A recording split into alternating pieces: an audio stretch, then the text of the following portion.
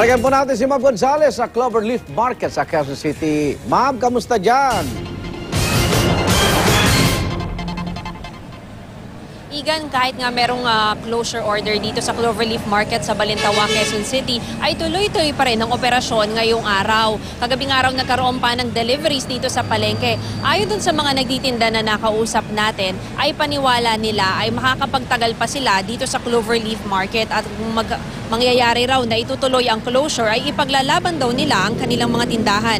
Maraming araw sa kanila ay dekada na nagtitinda rito at wala nang ibang hanap buhay. Yung isa nga nakausap natin ay almost 50 years na raw nagtitinda rito. At dahil dito sa mga nakausap nating nagtitinda, hindi pa malinaw kung matutuloy nga yung nasabing pagsasara ng Cloverleaf Market. Sakaling matuloy naman ang closure, hindi rin daw nila alam kung kailan naman ito ipapatupad.